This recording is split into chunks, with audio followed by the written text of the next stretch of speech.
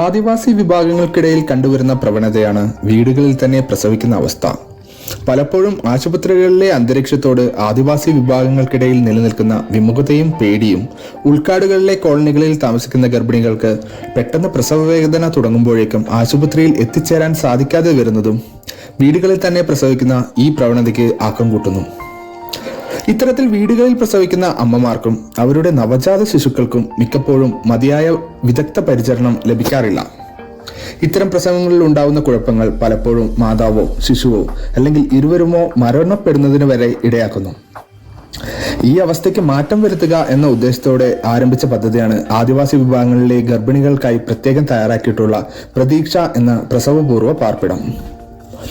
കേവലം ഒരു shelter home എന്നതിലുപരിയായി പ്രതീക്ഷയിൽ ആദിവാസി ഗർഭിണികൾക്കായി ഒരു കുടുംബത്തിന് ഒന്നടങ്കം താമസിക്കാനുള്ള എല്ലാവിധ സൗകര്യങ്ങളും ഒരുക്കിയിട്ടുണ്ട്. ആശുപത്രി ചുറ്റുപാടുകളോട് ആദിവാസി വിഭാഗങ്ങൾക്കിടയിൽ പൊതുവായി കണ്ടുവരുന്ന പേടിയും വിമുഖതയും ഒഴിവാക്കി അവരെ തികച്ചും സുഖപ്രദമായ അന്തരീക്ഷത്തിൽ താമസിപ്പിക്കുന്നതിനു വേണ്ടി പ്രത്യേകം രൂപകൽപ്പന ചെയ്തിട്ടുള്ളവയാണ് പ്രതീക്ഷാ ഹോമുകൾ. ഫീൽഡ് തലത്തിൽ റിസ്ക് അനാലിസിസ് നടത്തി കണ്ടെത്തുന്ന ഗർഭിണികളെ പ്രതീക്ഷിത പ്രസവ തീയതികൾക്ക് ഒരാഴ്ച മുൻപേ പ്രതീക്ഷയിലേക്ക് എത്തിക്കുന്നു.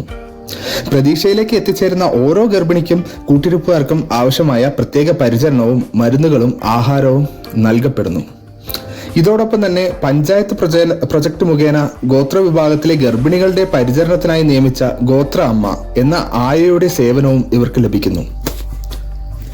പ്രസവത്തിനായി പ്രതീക്ഷയിൽ എത്തിക്കുന്ന ഗർഭിണികളെ പ്രസവവേദന തുടങ്ങുന്നതിന് മുൻപായി തന്നെ എല്ലാവിധ സൗകര്യങ്ങളുമുള്ള തൊട്ടടുത്ത സർക്കാർ സ്ഥാപനമായ സുൽത്താൻ ബത്തേരി താലൂക്ക് ഹെഡ്ക്വാർട്ടേഴ്സ് ആശുപത്രിയിൽ എത്തിക്കുകയും പ്രസവശേഷം ഡിസ്ചാർജ് ആകുമ്പോൾ അവരെ തിരികെ കോളനികളിലേക്ക് എത്തിക്കുകയും ചെയ്യുന്നു. 20 ലക്ഷം രൂപ ചെലവഴിച്ചാണ് പ്രതീക്ഷാ ഹോമിന്റെ നിർമ്മാണം പൂർത്തീകരിച്ചിട്ടുള്ളത്. ഇത് ഗ്രാമപഞ്ചായത്തിന്റെ തനത് ഫണ്ടിൽ നിന്നും നാഷണൽ ഹെൽത്ത് മിഷൻ ഫണ്ടിൽ നിന്നും വകയിരുത്തി. ലോകാരോഗ്യ സംഘടനയുടെ കണക്കുകൾ പ്രകാരം ഇന്ത്യയിൽ 2 സ്ത്രീ അനീമിയ ബാധിതയാണ്.